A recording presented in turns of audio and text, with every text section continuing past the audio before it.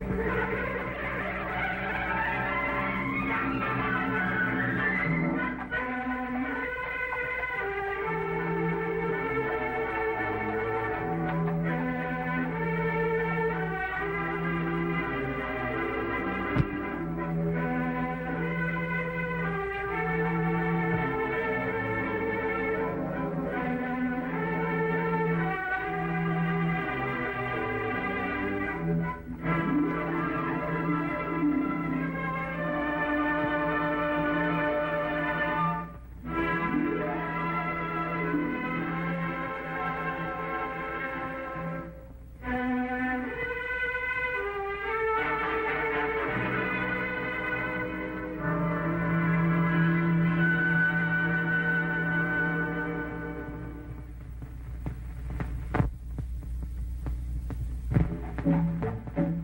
city you consider as home is never so attractive as when you return to it after long and difficult times in other parts of the world.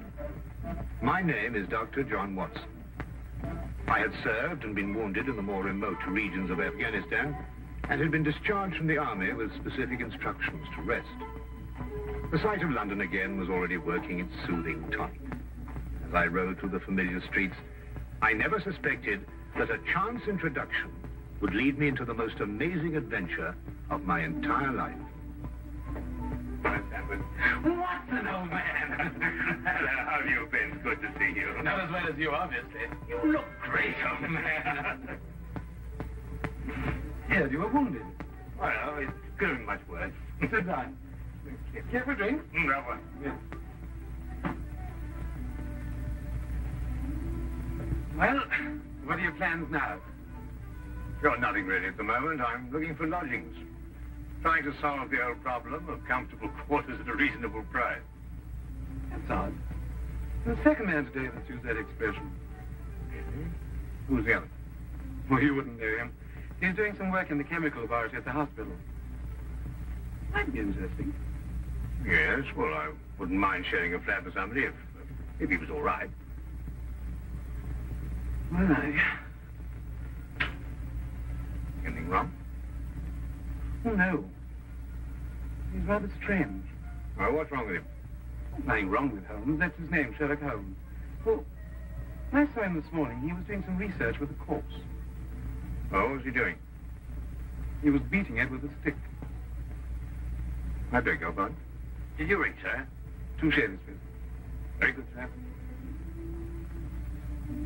What did you say this Sherlock Holmes fellow was doing? He was beating a corpse with a stick. Oh? What in heaven's name do you want to do that for? He wanted to find out if it was possible to inflict a bruise on a body after death. Why? You know? You ask him? That's another strange thing about this Holmes. Somehow, one never thinks to question him. No.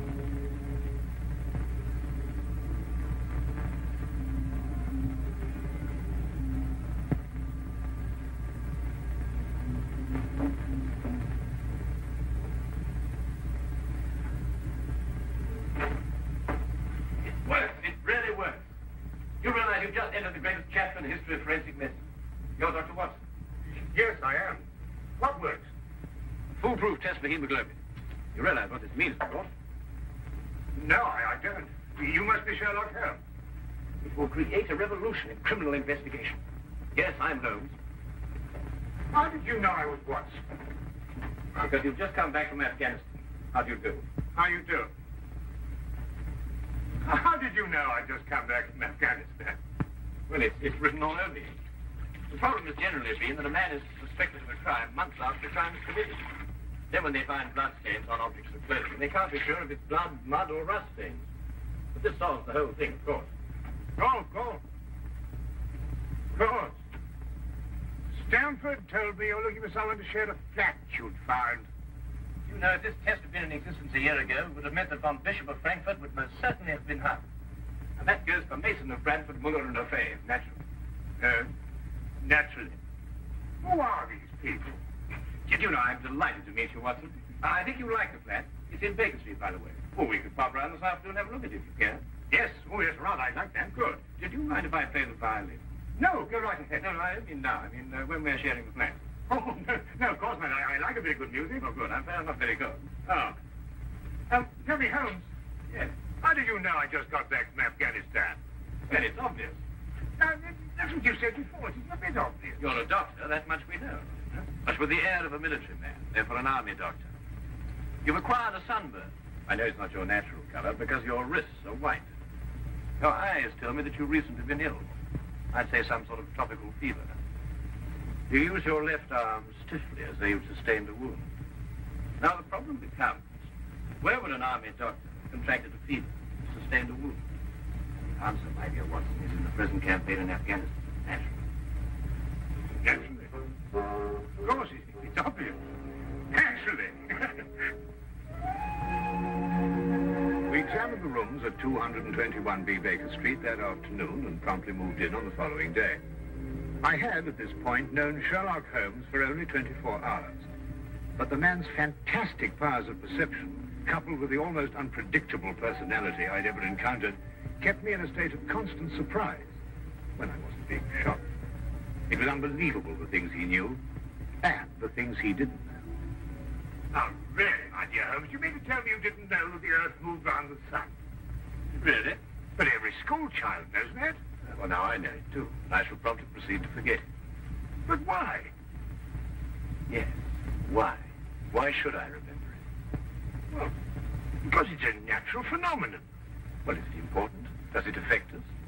If you tell me the Earth went round the moon, would it make any possible difference to our way of life? Well, put it that way, no. Then it's useless information, and I shall do my best to forget it.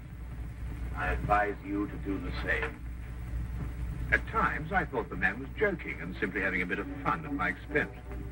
But I soon learned that he was in dead earnest. I also, unknown to him, made a brief classification of the man's knowledge. Literature? Nothing. Philosophy? Nothing. Astronomy? Nothing. Politics? Disinterested. Botany? He knew everything there was to know about poison and absolutely nothing about practical gardening. Chemistry? Profound. Sensational literature? Without question, Sherlock Holmes knew the details of every horror perpetrated in the last 100 years.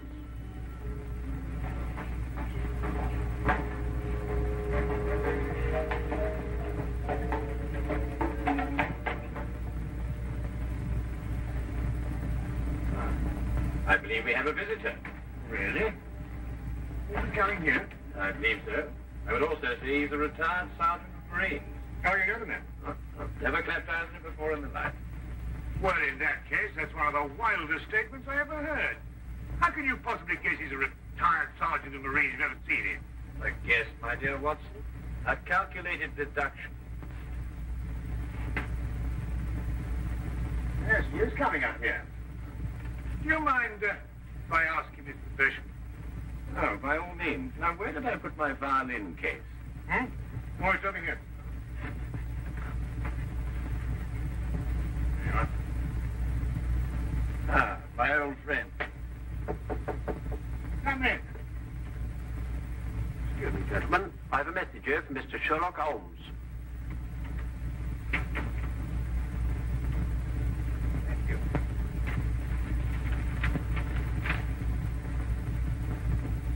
Excuse me. Sir? Do you mind telling me your occupation? Not at all, sir. I'm a civil servant employed by the police department. Thank you. I just wondered. Not at all, sir. How long have you been with the police department? Just a year, sir. Before that, I was a sergeant in the Marines. Good day, gentlemen. How did you know? An interesting letter, Watson. A very interesting letter. Perhaps you'd like to come with me. Where? Catch a murderer, of course. Of course.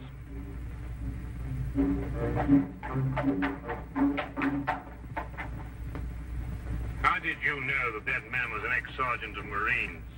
Who? A messenger from the police. Oh, yes, the retired sergeant of Marines. That's what I said. Well, there's nothing mysterious about such observations, my dear Watson, but unfortunately, when explained, they lose their romantic order of mystery. My decision was based on observation and logical deduction. The man had a large anchor tattooed on the back of his hand. This was visible from our window. I admit I didn't notice it at the time, but since you mention it, I think there was an anchor. Oh, there was indeed. He also wore regulation sideburns and had a slight nautical robe. Thus, I judged him a marine. Oh, guess, I grant you, but only a refinement of guesses one makes every day. Don't be so disgruntled, Watson. Test your own powers of observation. We are entering the perfect situation. No? What are we entering? A house that holds a murdered man.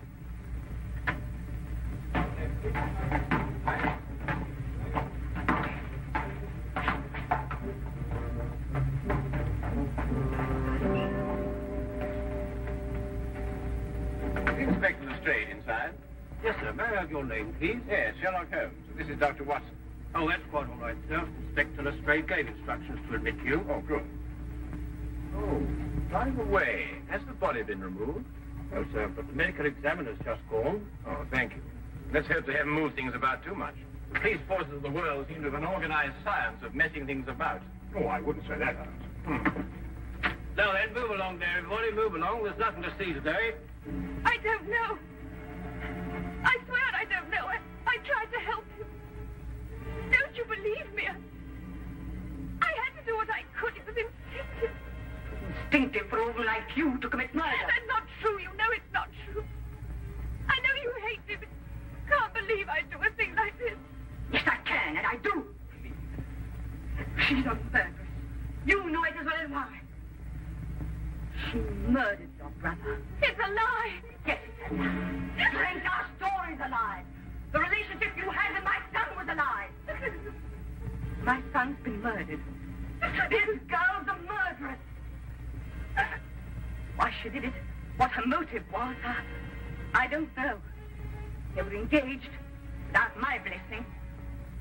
I can only be grateful that she gains nothing by her crime. Your duty now is to convict her. Just a moment, please.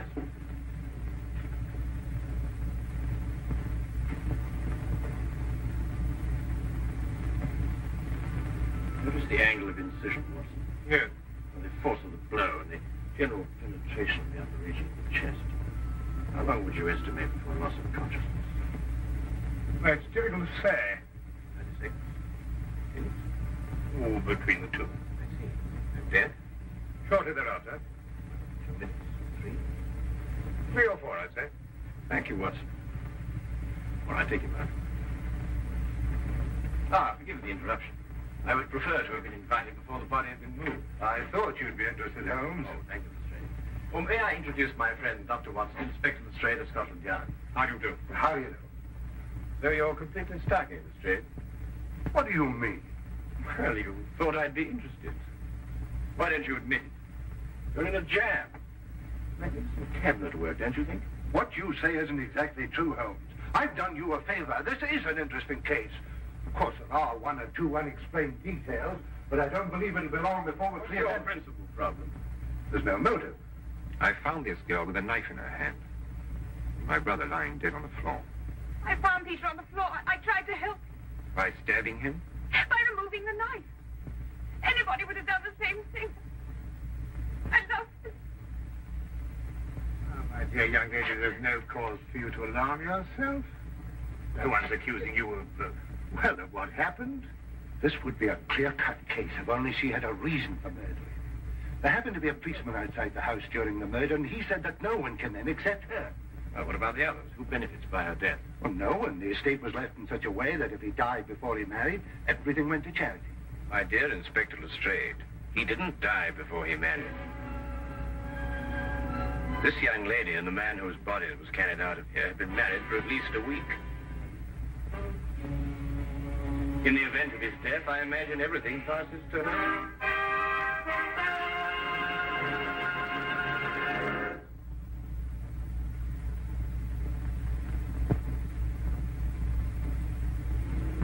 And now, we return to the case of the Cunningham heritage. How did you know they were married? Weren't you?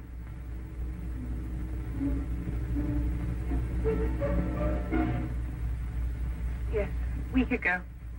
Then you do benefit by my brother's death. You're his heir. I don't know if I am or not.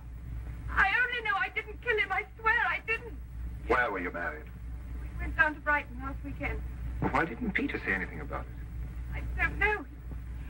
He asked me not to say anything. Of course I didn't. I'm afraid, young lady, I'll have to ask you to accompany me to headquarters. Sam.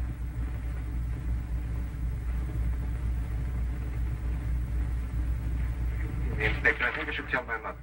Oh, yes, of course. Tell me, Holmes, how did you know they were married? Well, the man's hands had the remains of a sunburn and the fading marks of a narrow ring, but not as yet that indentation of the finger a ring generally leaves.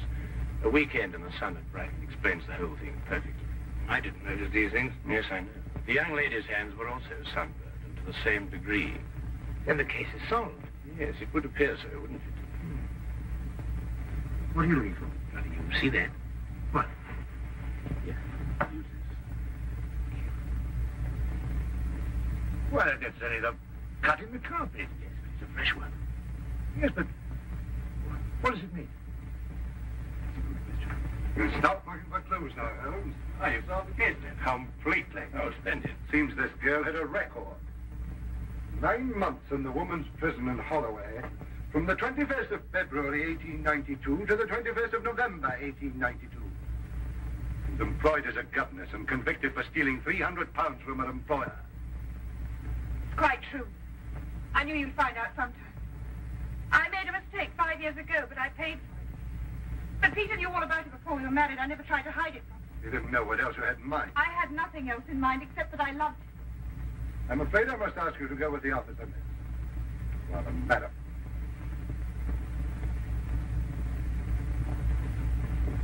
Well, that's how I like my cases. Fast and simple. Oh, indeed. You must tell me some more about it. Well, there's nothing to tell, really. Their story was that Peter asked her to call here at 10 sharp.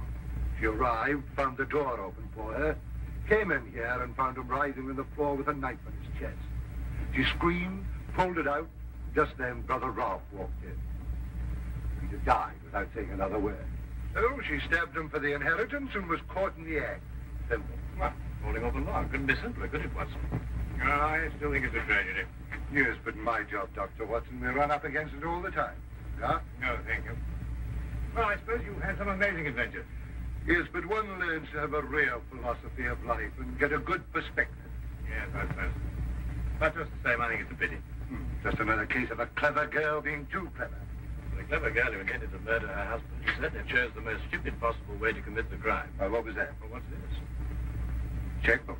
Oh, amazing deduction, Lestrade. Look. So Peter Cunningham drew a check for £1,000. 6 weeks ago. And 5 weeks ago. And 4. And 3. And 2. And that's all. Well?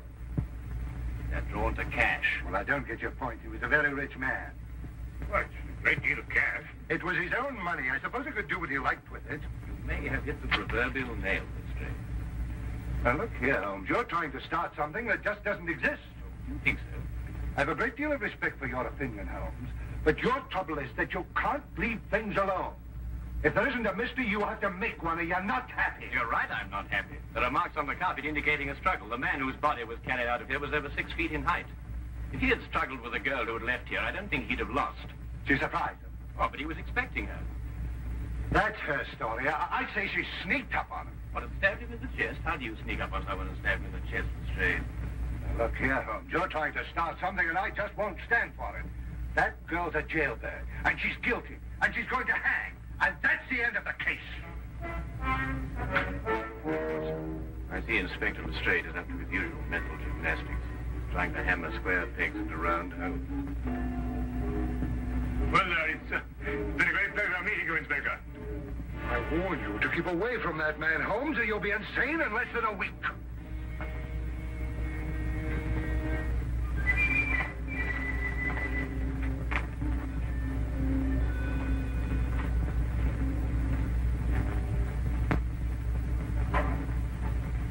What time is it? Hmm? Oh, 10:30. Perhaps you'd like to take a little stroll with me. Why? I'd like to investigate this afternoon's affair a bit further. Oh, yes. I'd like that. I thought you'd forgotten about it. Not at all. I've been thinking about it all evening. Shall we go? Then we must exchange our thoughts en route. Where are we going? To the Cunningham house. I didn't know you made an appointment there. I didn't. Oh, well, who do you expect to see? No one, I hope. Well, I'm terribly sorry, Holmes, but I don't understand what you mean when you say you want to go to the Cunningham house and you can't do that. What? Well, you can't break into the house. Why not? It's against the law, that's why not. Why, if we're caught... That's it. What is? If we're caught. But that makes no difference. It makes no difference at all. The thing is, if we're caught, it's against the law.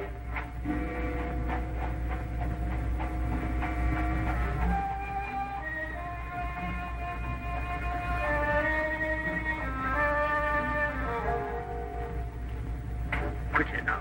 But look, Holmes, we can't... Come on.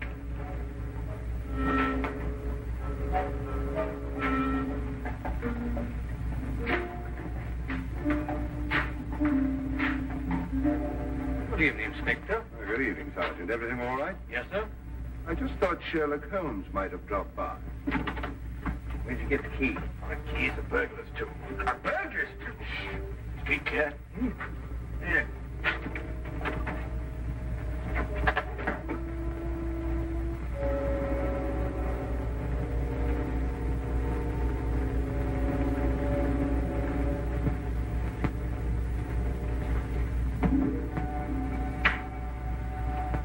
How do you know he's out? Because I had a spy watching the house. Go through that cabinet. What am I looking for? Papers, bank statements, anything to indicate passage of money from Peter Cunningham's account. Go on.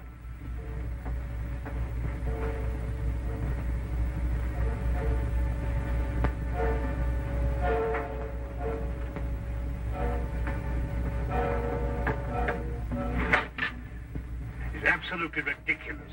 Looking for something and you don't know what in order to catch somebody and you don't know who. Quite ridiculous. Nothing over my side. Keep looking. Who do you think's got it? Whatever it is we're looking for. Why did Peter Cunningham try to hide the fact of his marriage? A week or a month would the main indifference as far as his mother was concerned. She would never have consented to his new bride anyway.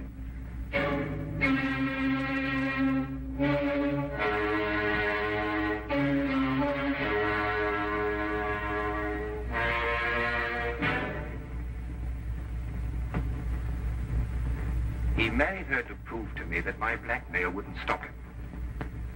And then he withheld the fact in order to give me 1 week to clear out of the country before he exposed me. The money he paid you went to buying up your promissory notes. I was being pressed, Mr. Holmes. My brother's engagement to a jailbird gave me a perfect opportunity to extract a little money from him. In fact, if he hadn't been such a bullhead, it would have gone on for quite some time. A jailbird, as you put it, makes the perfect murder suspect. Perfect, Mr. Holmes. And you and Dr. Watson make perfect burglary suspects. When I report your death to the police, they can't possibly blame me for defending the sanctity of my home.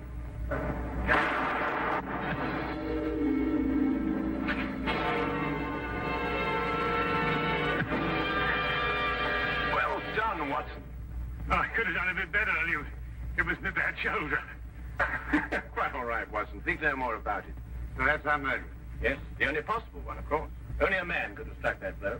Peter died, as you say, within 3 or 4 minutes. And there was a body outside the whole block. Yes. Crystal clear. No, completely obvious. Well, what do we do now? What's going on here? Who fired that shot? We will sit with the good inspector, and with the aid of our evidence, a bit of logic, and a few simple diagrams, we will endeavor to convince him that night follows day, and that 1 and 1 inevitably makes 2. How did you two get in here anyway? Now, Inspector, calm yourself, calm yourself. Come, sit down. Now, here's a good friend to sit right here. Now, you see, we have a great deal to talk about.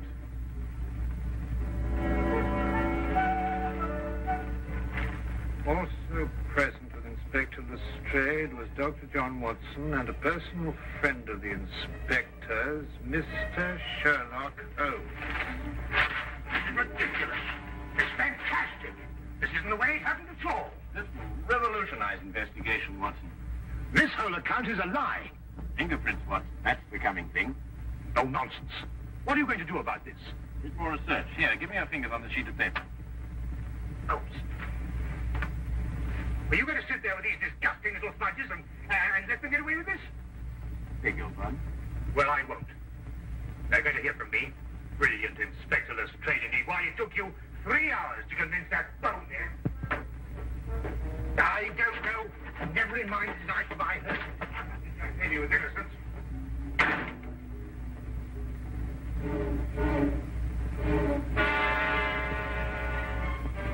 Huh. I wonder if he got more than a shoulder wound in Afghanistan. Oh.